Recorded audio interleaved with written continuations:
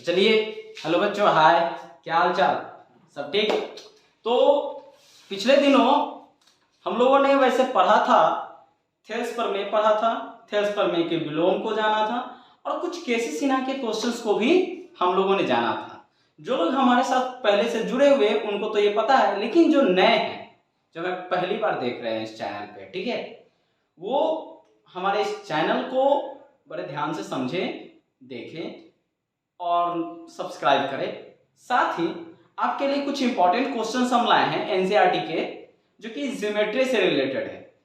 ऐसा हमने पाया है कि ऐसे बहुत सारे बच्चे होते हैं जिनको ज्योमेट्री में समस्याएं होती हैं, ठीक है, खासकर वो उन्हें समझ नहीं पाते हैं कि कैसे सॉल्व किया जाए। ठीक है, आज हम कोशिश करेंगे कि कुछ इजी वे में और आसान तरीके से आप लोगों को सॉल्व करवाई जाए।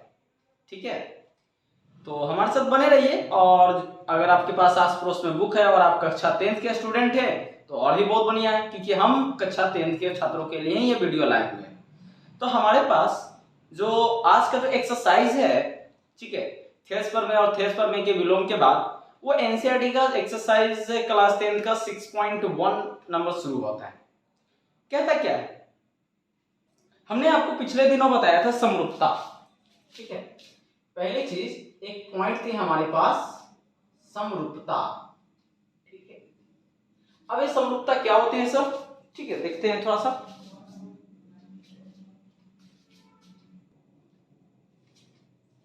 तो बात करते हैं सर, ये समरूपता क्या होती है, क्या चीज है आखिर है। वैसे तो हमने इस चैप्टर के स्टार्टिंग में ही मैंने इसे समझा दिया था, लेकिन फिर से, क्योंकि हमारे पास जो 6.1 जो एक्सरसाइज है, ठीक है, जो कि दिया हुआ है, ये पूछ रहा है कि आखिर के कौन सी आकृति सर्वांगसम होती है और कौन सी आकृति सर्वांगसम नहीं होती है, कौन सी आकृति समरूप होती है और कौन सी नहीं होती है। क्योंकि सर्वांगसमता के बारे में हम लोगों ने पिछले क्लास में पढ़ लिया था। हमारा जो क्लास था क्लास 9th, वहां पे थोड़ा डिटेल में हम लोगों ने पढ़ा था। ठीक है, अभी थोड़ा सा ओवरव्यू देख लेते हैं और उसके बाद समरूपता के बारे में जानने का प्रयास करेंगे कि आखिर ये है क्या। तो देखिए, समरूपता, इससे पहले हम सर्वांग समता की बात कर लेते हैं। ठीक है, क्या है हमारे पास, सर्वांग समता। ठीक है, अब नाम से ही जस्ट लाइक आपको पता चल रहा है, ठीक है, इसको हम इंग्लिश में कॉन्ग्रुएंसी बोलते हैं बच्चों। क्या बोलते हैं, कॉन्ग्रुएंसी। ठीक है, अब यहां पर देखिए, सर्व आंग समान, ठीक, सिंपल सी बात है। आप इसको अगर विच्छेद करके देखें तो सर्व आंग समान। आंग का मतलब क्या सर, आंग का मतलब क्या, मतलब अंग।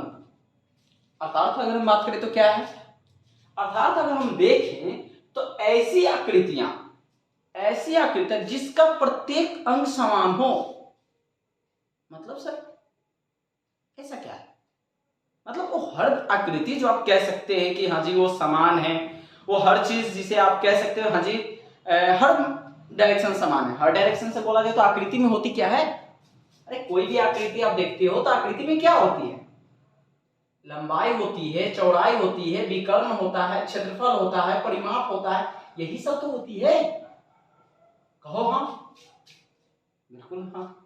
इसका मतलब अगर ये होती है तो हम कह सकते हैं कि ऐसी आकृति जिसके सभी चीजें समान हो, अर्थात हूबहू समान हो।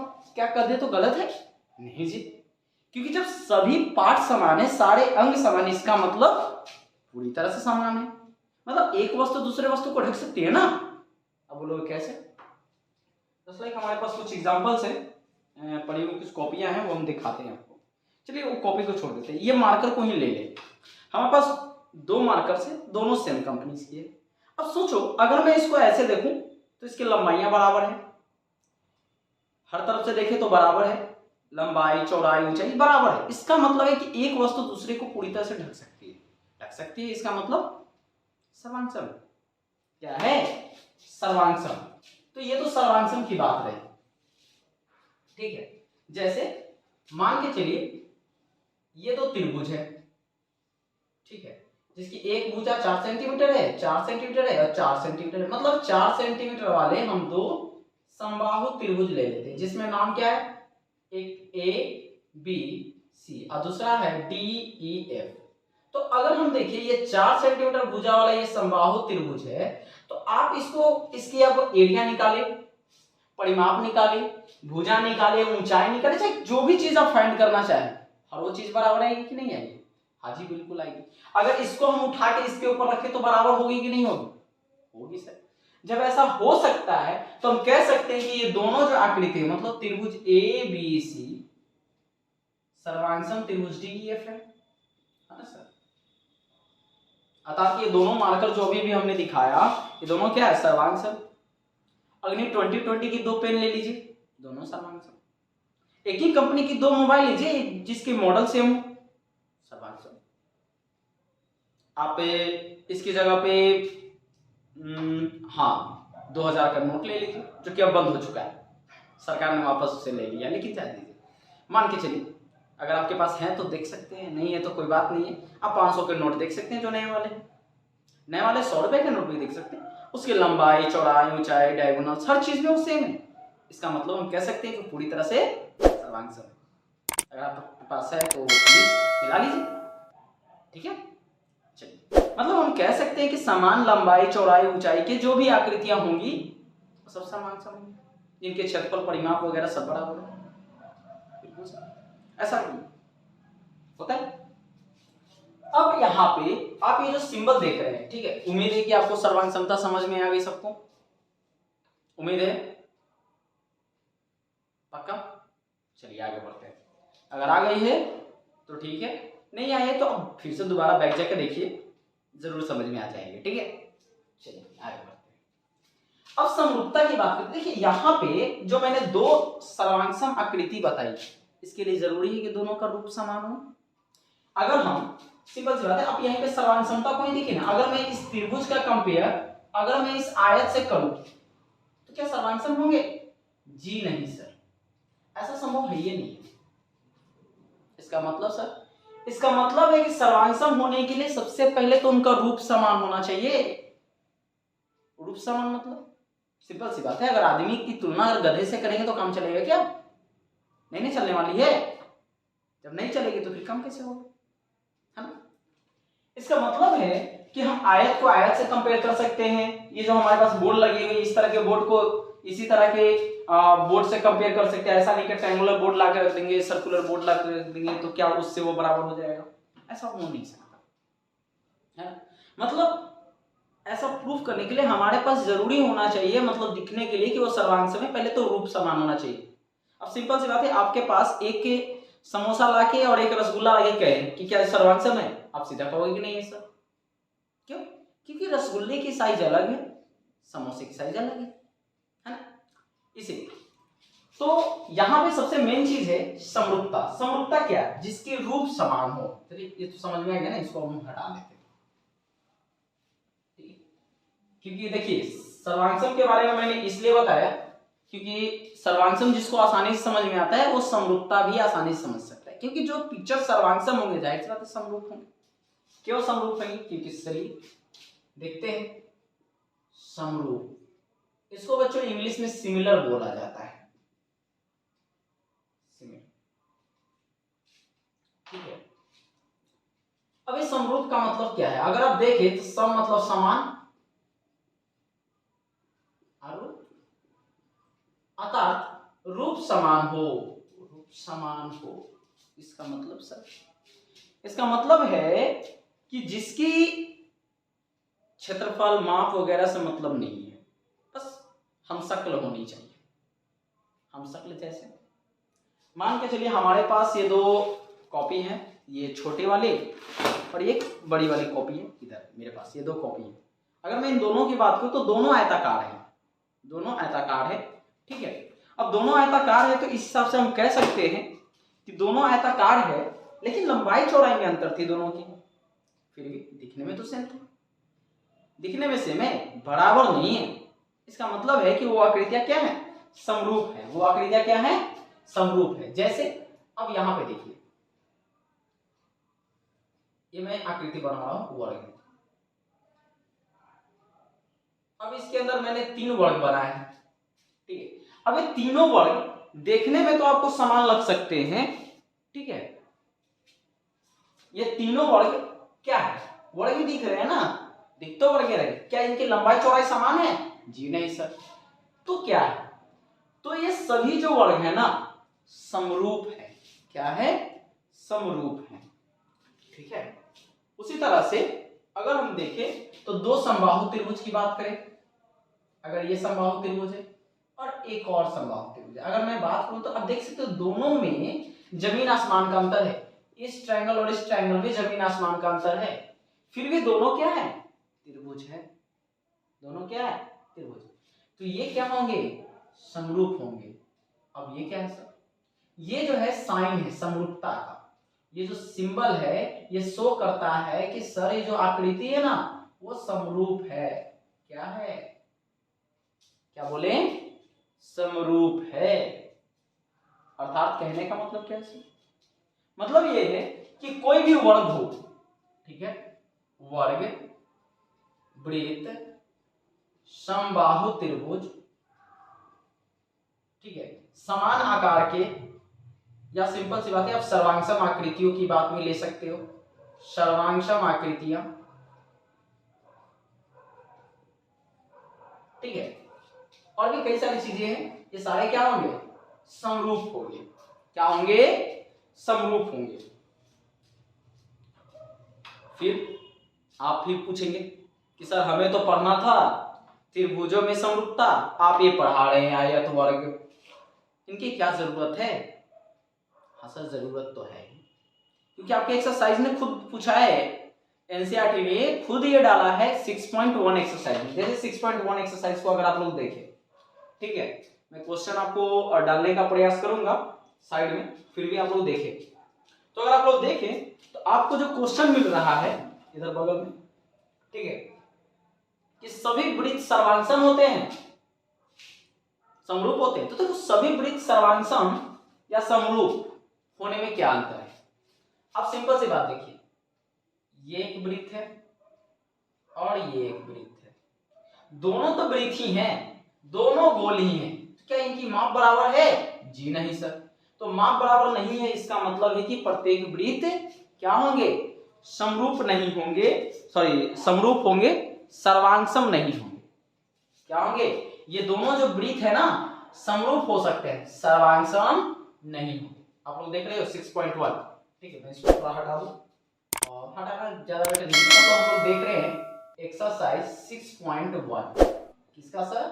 एनसीईआरटी का देख रहे हैं, क्लास 10 का, ठीक है। तो बगल में आपको जो क्वेश्चन मिल रहा है आप उस क्वेश्चन पे गौर करें तो आपको ये ऐसा देखने को मिल जाएगा। दूसरा क्वेश्चन क्या कहता है सर? दूसरा क्वेश्चन कहता है कि सभी वर्ग क्या होते हैं? सर्वांगसम होते हैं या समरूप होते हैं? तो आपको जो यहाँ पे आकृति दिख रही है, आप इस आकृति को देख के समझ सकते हैं कि क्या सारे वर्ग क्या होते हैं? समरूप होते हैं या सर्वांगसम होते हैं? आपको देखने से तो पता चल ही रहा है सर माप तो बराबर है नहीं, इसका मतलब है कि सभी वर्ग क्या होते हैं? समरूप होते हैं। नेक्स्ट क्वेश्चन पूछा है कि सभी खाली स्थान, ठीक है, खाली स्थान आपको दिख रहे हैं उधर, सभी होते हैं, त्रिभुज की बात की है, कौन से त्रिभुज होते हैं समरूप? तो आपके समबाहु त्रिभुज समरूप होते हैं। सर समद्विबाहु क्यों नहीं? ऑप्शन में तो समद्विबाहु भी है। तो समद्विबाहु इसलिए नहीं क्योंकि अगर आप देखें तो ये भी त्रिभुज समद्विबाहु है, ये त्रिभुज भी समद्विबाहु है। अब खुद देखिए इनमें कितने बड़े अंतर है, ये तो समरूप दिख ही नहीं रहा है, ये तो ऐसे ही गलत है, ठीक है। हाँ ऐसा नहीं कि गलत है कि समरूप नहीं हो सकते, हो सकते हैं, परंतु अभी तो नहीं है, हो सकते हैं ऐसा नहीं, लेकिन हमेशा कौन होंगे? तो देखो वर्ग, वृत्त, समबाहु त्रिभुज, सर्वांगसम आकृतियां, ये जो होंगे ना हमेशा समरूप ही होंगे, हमेशा समरूप होंगे। इसमें कोई दो मत की बात ही नहीं है कि नहीं हो सकते, बस आंख मूंद के लगा दो। अगर कहे कि वर्ग समरूप है कि नहीं है, लगा दो। वृत्त समरूप है कि नहीं है, लगा दो। सर्वांगसम है, नहीं जी, है ना। क्या समबाहु त्रिभुज समरूप है? अरे बोलो। हाँ जी समरूप हैं, बट सर्वांगसम नहीं है, क्योंकि आप ये दोनों आकृतियों को देख के समझ सकते हैं दोनों समरूप है, सर्वांगसम नहीं है, ठीक है। चलिए इसके आगे अगर आप देखोगे क्वेश्चन नंबर 4, क्वेश्चन नंबर 4 की बात कर रही है। 4 क्या कहता है? 4 कहता है भुजाओं की समान संख्या वाले दो बहुभुज समरूप त्रिभुज, भुजाओं की समान संख्या वाले, ठीक है। नंबर 1 कहता है उनके संगत कोण बराबर है, उनके संगत कोण क्या है? ठीक है, समान है। और उनकी संगत भुजाएं क्या है? समान है, बराबर है, समानुपाती है, क्या है, ऐसा बोल रहा है। तो मैं एग्जांपल लेके समझाना चाहूंगा। यहां पर क्या कर रहा है? भुजाओं की समान संख्या है, दो बहुभुज समरूप होते हैं। सिंपल सी बात है वो। यहाँ पे क्या कहा है? भुजाओं की समान संख्या है। चलिए जी, यहाँ पे ये एक आकृति और ये एक आकृति है, और इसने क्या कहा है? समरूप है। ठीक है सर। अगर ये समरूप है तो आप इनको देख सकते हैं कि इनके बीच के कोण सर बराबर होंगे। क्या होंगे? बराबर होंगे, मतलब कोण तो बराबर होंगे सर। एक बात से आप याद रखिएगा, समरूप त्रिभुजों के कोण क्या होते हैं, या समरूप जितनी भी आकृतियां होती है उनके बीच जो बनने वाला कोण होता है ना, वो हमेशा बराबर होते हैं। साथ ही जो भुजाएं होती हैं समानुपातिक होती है, समानुपातिक होती है। ठीक है, जैसे सिंपल सी बात ही कैसे होता है कि आप एक फोटो खींचे, फोटो को आप जूम और आउट करते हैं ना, तो जूम आउट करने पर वही पिक्चर बड़ा भी हो जाता है, छोटा भी हो जाता है, तो वो समरूप होते हैं। बिल्कुल उसी तरह से ये पिक्चर है, इसको अगर आप छोटा करोगे तो ऐसा दिखेगा, इसको बड़ा करोगे तो ऐसा दिखेगा। सिंपल सी बात है, अगर आप इस पे जूम करो ऐसे ऐसे तो ये बड़ा होगा, छोटा करोगे तो ऐसा होगा। ठीक है, लेकिन है सब समरूप, समानुपातिक रूप से घट रहा है। ठीक है, तो हम कह सकते हैं, मतलब क्वेश्चन नंबर 1 का 4 का जो आंसर होगा बराबर किसमें बढ़ाएगा? पहले वाले में बराबर, पहले वाले में बराबर और दूसरे वाले में समानुपातिक। ठीक है, अब लोग देखते जाएंगे।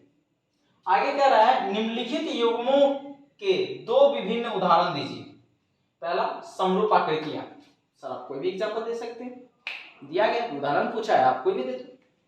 आप लिख सकते हो 4 सेंटीमीटर भुजा वाला वर्ग, आप कह दो 4 सेंटीमीटर भुजा वाला वर्ग, 3 सेंटीमीटर भुजा वाला वर्ग, 2 सेंटीमीटर भुजा वाला वर्ग, ये सभी समरूप तो है।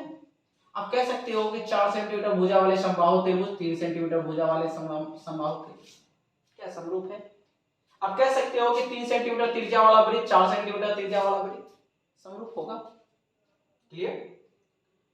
आगे, ऐसी आकृतियां जो समरूप नहीं है।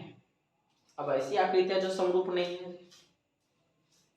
आपको ऑलरेडी हमने बता रखा है कि ऐसी आकृति जो समरूप नहीं है, आप कोई भी ले लो, समरूप होने के लिए मैंने बताया है कि आप आदमी की गधे से तुलना नहीं कर सकते। आप इस मार्कर को कलम से आप तुलना करोगे क्या? समरूप तो है नहीं। एक मोबाइल की तुलना आप कॉपी से कर दोगे? नहीं।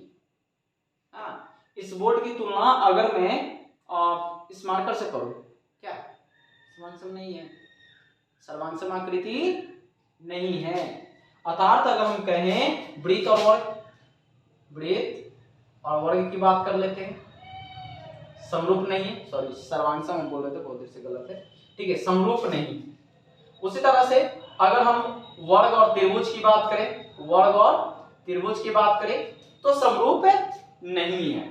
ठीक है, आगे जो हमारे पास क्वेश्चन दिया गया, मैंने बगल में ऊपर लगा दिया है, आप लोग देख सकते हैं। ठीक है, आपके पास जो क्वेश्चन नंबर 3 है, ठीक है, सब लोग देखेंगे 3rd नंबर क्वेश्चन।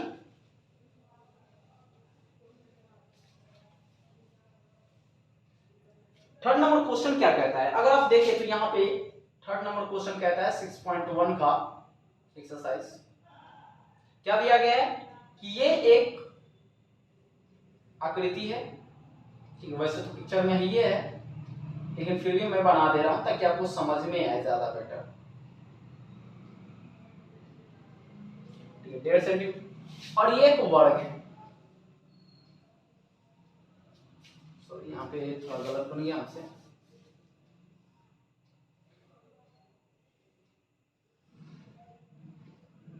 ये एक वर्ग है जिसका नाम क्रमशः दिया गया है A B C D। वैसे इसके भी कुछ नाम दिए गए हैं, लेकिन उनकी बात मैं छोड़ देता हूँ, अभी आप याद रखिए 3 सेंटीमीटर 3 सेंटीमीटर, मतलब ये 3 सेंटीमीटर भुजा वाला वर्ग है और ये 1.5 सेंटीमीटर भुजा वाला समचतुर्भुज है। ये क्या होगा? समचतुर्भुज है और ये वर्ग है। आप सीधी तौर पर आप देख सकते हैं कि इनके कोण बराबर नहीं है। हमने अभी भी क्या कॉन्सेप्ट बताया था कि सर जो समरूप होते हैं ना उनके कोण बराबर होते हैं आपस में। कौन से कोण?